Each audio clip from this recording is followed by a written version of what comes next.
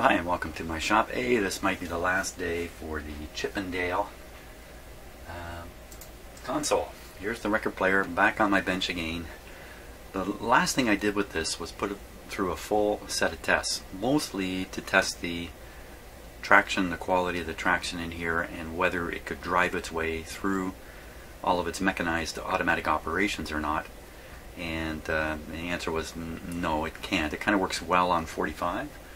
33 it struggles, and 78 it really can't push through the mechanical operations that, due to some kind of traction problem, I have not been able to nail down. I have some suspicions about what it is, but what I also noticed, which is a more important problem, is when I played it on 78 it was clearly running too slow. Why exactly that is, I don't know. It seemed to be fine on 33 and 45. 78 though didn't seem to make it. Now, unfortunately, usually when you're going to test the speed of a record player, you use a strobe disc, just a little disc that goes in the middle with some marks on it. And as it turns, if you shine a strobing light on it, like most fluorescent lights would work, or a neon light or something like that, maybe an LED would work too. You can then judge the speed very accurately. In fact, a lot of record players have speed adjustments and have a built-in strobe on them somewhere. So you might be wondering, why am I not using my strobe plate? I have one to go on here. The answer is I can't find it. I can't find my strobe plate, my strobe card. So I'm relying on my ear. Now, is that really the best way to do it? No. Is it okay? Sure. If I can't hear that it's running slow, probably no one else is going to hear it either. Not that I have exceptional hearing, but just an ordinary person can kind of detect when things are a little slow or a little fast. And if it's not bothering me, it probably wouldn't bother anybody. So that's what I got to rely on, is my ear. So in order to do that, I picked this record. Take a look at this thing. This is really not in good shape at all. I mean, this has been around for, it's getting close to probably 70 years. And the poor guy is taking quite a beating. But I thought the song here was the appropriate song. If a wish could make it so. Yes, if a wish could make this thing work right, then that's what I would be doing. But I have the distinct feeling that wishing isn't going to change anything. Come on, can you just stay over here? I thought this kind of clicked into place. Maybe this is partway through a mechanism here. Yeah, okay, so let's mechanically, I'll just manually get this around to the neutral point. There we are. Okay, so the mechanism is disengaged from the platter here. Played by the Art Hickman's Orchestra. Columbia Gramophone Company. Patented, made under one or more of the following U.S. letters patent. Where did they press this? Oh my gosh, the patents are 1909, 1908. Oh, this is older than I thought. This is a 100-year-old record, perhaps. No, it doesn't have an actual date on it that I can spot. Dance music. Yeah, I don't see a date on here, but there's a number on it. That's the pressing number, though. That won't matter. Okay, let's put it in here. Power's off, so we're going to go right on to 78 here. Now I have the output of the record player plugged into my shop stereo here. Actually be a shop mono, because there's only one channel coming out of here and I've only got one channel. It's just plugged into the auxiliary input of a regular 1978 college amplifier, let's call it that. Okay, we'll power this on. So this record player has just been sitting off to the side for about a week and a half, I guess, something like that, 2 weeks maybe. I'm losing track of time here. Okay, so I can't look at that and tell you that's 78 yes or no. One thing I can tell you, and it's really surprising, and I recommend anybody who's messing around with record players to try this if you can, and that's to take a cartridge, with a needle in it, or some way that you can hold a needle in your hand. Hold a needle in your hand. Have the record playing. Put the cartridge and the needle into the groove and feel how much pull there is as the record drags through the as the needle drags through the record. It's very instructional. Try it once. What you're going to find out is that there's a heck of a pull, a surprising pull on this little tiny needle. That pull can translate into a slowdown of the record player if the traction's bad enough. So we'll see if that's the case. We'll see if we can figure out a way to detect it. Okay, let's just let it try dropping the record on its own. We'll see what happens.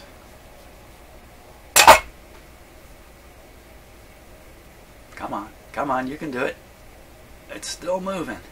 But I don't want to leave it like that because something is rubbing against something when it's completely stalled. Yeah, it's really pushing hard through there.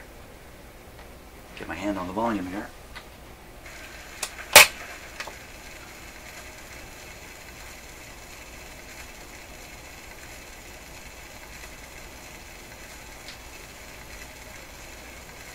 Come on, Art. Where's your band?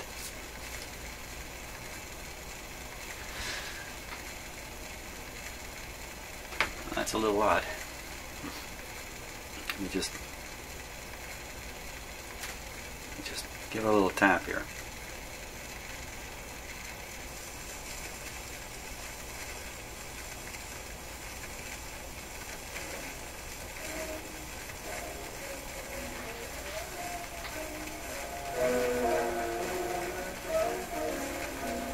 And I'd say it's really slow.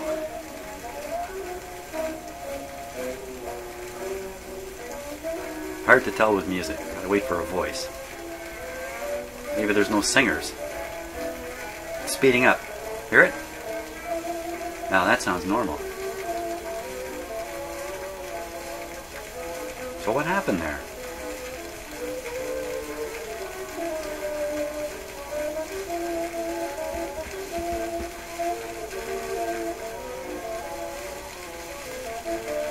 It's interesting. I think that's a normal speed. Looks right to me, but then you can't really tell from looking at it.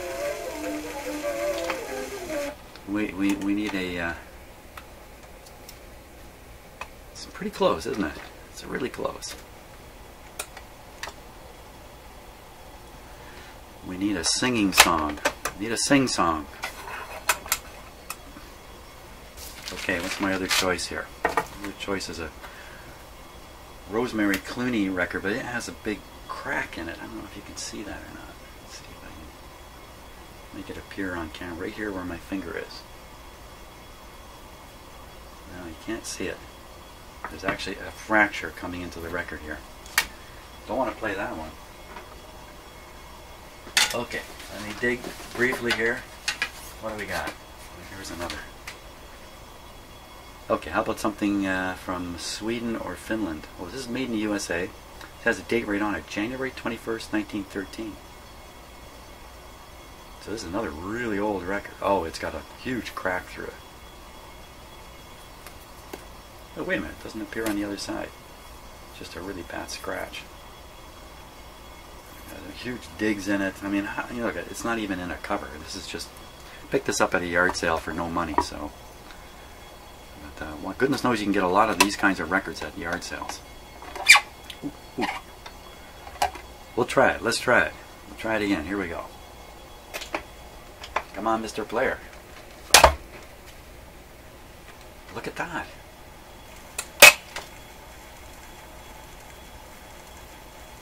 Looks like 78 to me now. How come it's not going again?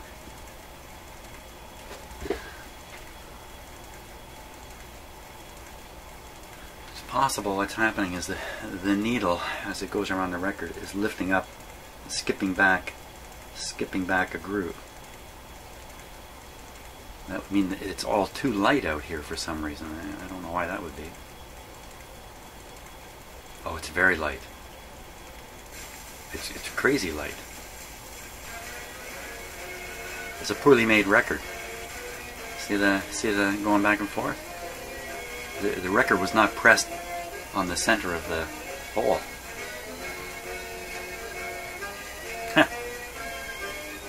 You can really see it.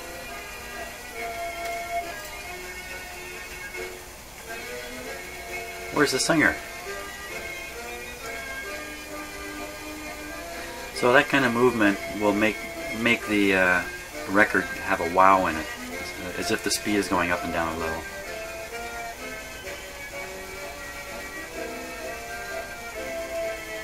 Nobody's singing again. What happened back there? Can you imagine when they made this record, the musicians, look at that, it finished. It's just getting a little better every time. When they made these records back then, most of the time they had one microphone and they arranged all the musicians around it, trying to play, you know, their volume, I guess, appropriately.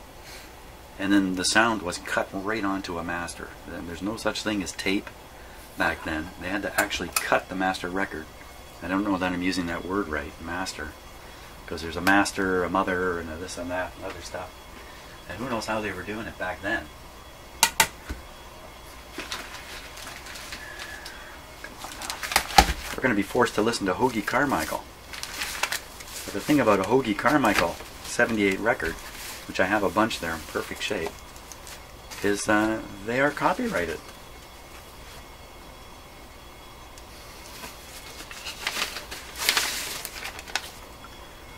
This one's in much better shape. The Billy Williams Quartet, with orchestra conducted by George Sarabo, Mercury Records of Canada,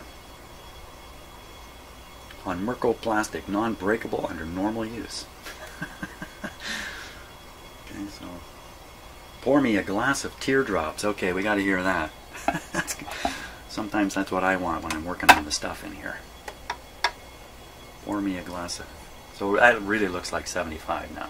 Let's let her rip. Here we go. Come on, baby, you can do it. Come on, we're all sending our psychic power. Look at that. Psychic power works.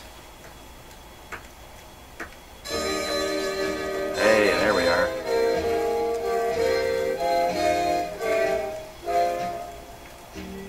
Pour me a glass of teardrops,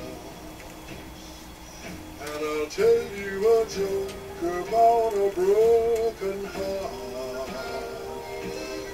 You can laugh anytime you're ready, 'cause it's funny, yes, it's funny from the start. Oh, it seems there were once two lovers. Another little piece of music trivia here. Hey, that sounded great.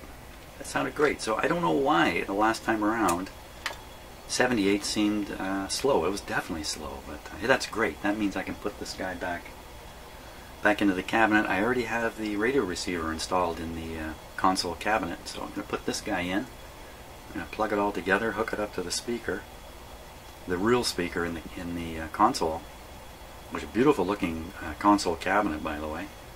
And we'll finally hear what this thing sounds like. But here's a little piece of trivia. Right back at this time when recording was beginning to show up and it was being done with microphones and electronic amplifiers and things like that, and also in stage productions the same thing was happening. Microphones were showing up on stage sometime around here, 1920, 25, 30, whenever this was. A big shift occurred in the singers. Prior to having microphones and speakers and stuff like that, a good singer was a singer who could sing really, really loud, because his voice could reach out over a large audience. No use having a big audience and some guy with a pipsqueak voice. No one's going to hear it. Can't sell those concerts, can you? But if you had a tenor or somebody with a powerful, powerful voice, he could sing in front of thousands of people successfully. Along comes the microphone, the powerful voice is no longer needed, and guess who shows up? All the crooners. All the, I can't think of their names right now, but of course you know who they are. All the crooners with the soft, smooth, velvety voice. They had no need to project it, and I'm sure the same thing was happening with records. that when records showed up and recording with microphones showed up, all kinds of other singers could get in on the act now because they didn't need a voice that they could project into a huge crowd. They just needed a voice that sounded pleasant when recorded. So, interesting stuff. Hey, isn't that interesting? I don't know. So I think this is good enough. I don't think I can make this any better. I fiddle around with it. I stand a chance of making it worse. I think it's really pretty good now. So I'm going to put this back in the console and get it all hooked up. I'm going to do my best to get it on camera here, which is very tricky because it's a big console, right? It's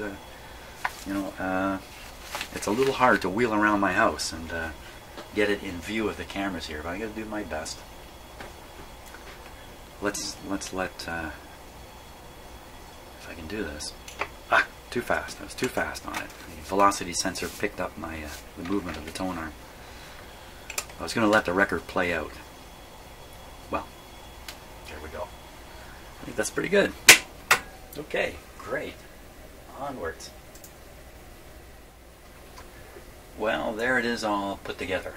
And if you look, that's about the best shot I can get of it, I'm afraid. But if you look at it closely, on the right-hand side, just under the handle on the drawer, there's a little white dot. That's actually a light indicating it's on. And as luck would have it, I put this whole thing back together, plugged it in, and it's on all the time. I'm gonna have to take it apart again and sort that out. But for now, at least we can test it and see how it sounds, even if I can't turn it off. So, that's just the way it goes. So let me go over there. Sorry, the sound's not going to be great, and it's a bit of a long shot on the camera. But let's see what it sounds like.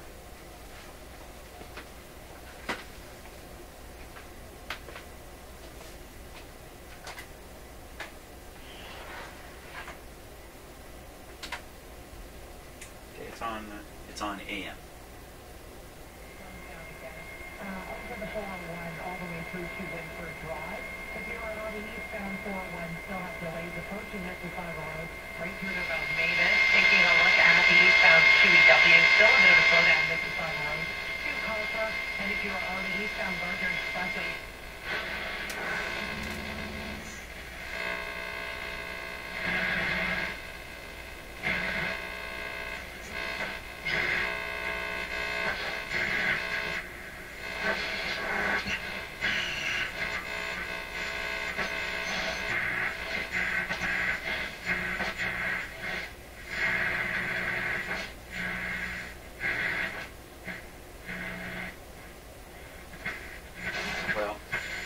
still swamped by noise. I'm still operating out of my shop. So let's try FM.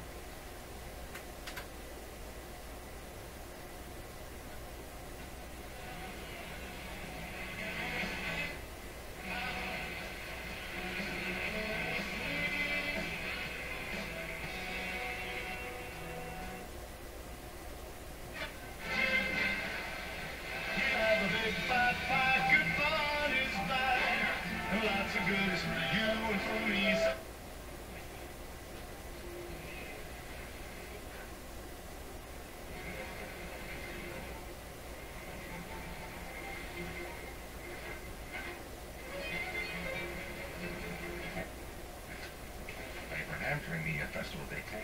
They're in beautiful Quebec City, and certainly one of the highlights of the summer. That and seeing Brad Paisley at the same festival. 10:13 with Pete Walker, your KX96 Win Sticker Wednesday. We'll give you another chance to score tickets to the WWE's live holiday tour coming to the Peterborough.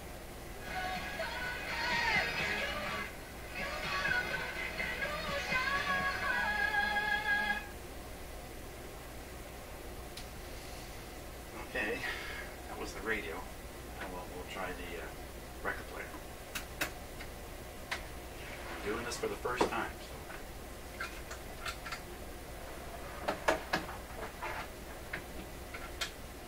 Let's see the record player here.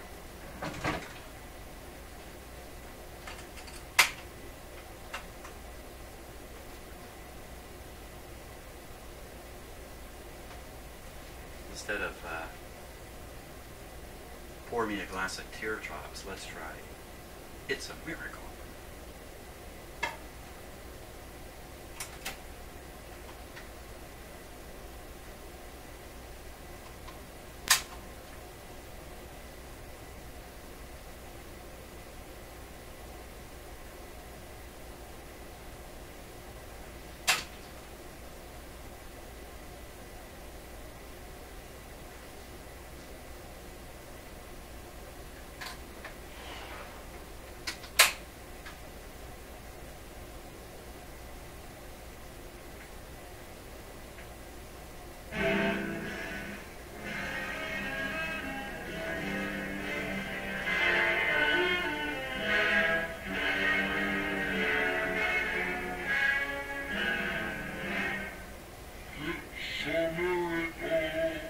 Okay, not a very good miracle.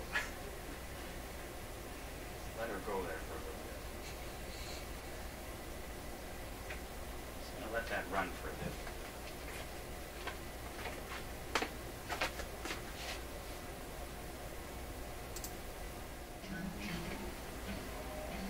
It's so, so real, so wonderfully real. I pitch myself to see if I'm awake or asleep. It's a miracle. It's a miracle. No doubt about it, it's a miracle. Met in a dream, we kissed in a dream, and here we are together. It's a miracle. It's a miracle. It's a miracle. I just it's a miracle. Why only last night? Yes, only last.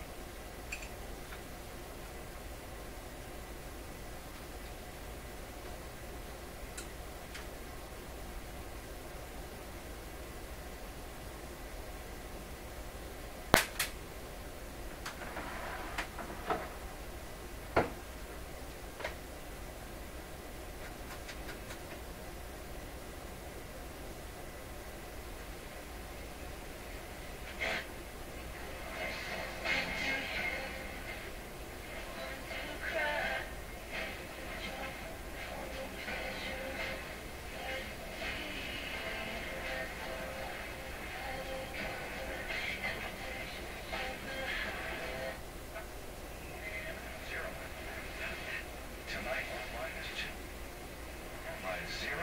Friday, Kansas, 3. It is +2 in Oshawa, Toronto, +2 degrees. In Brampton, there's 4 at KXCountry.fm. You're going to bundle up if you're heading out to the Farmers Parade of Lights this evening.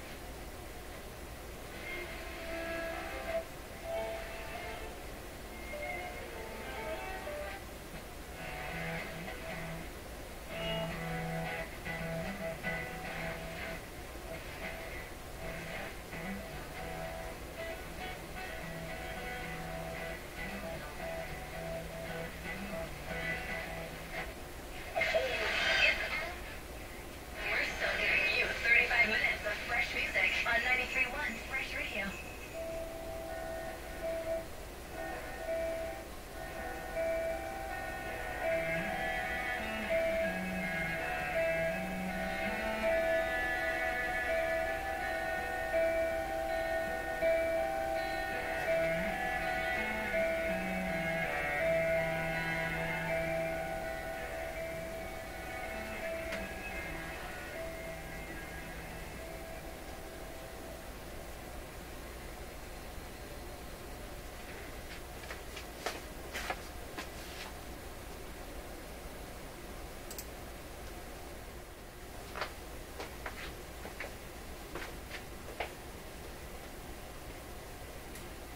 Okay, let's try a 33.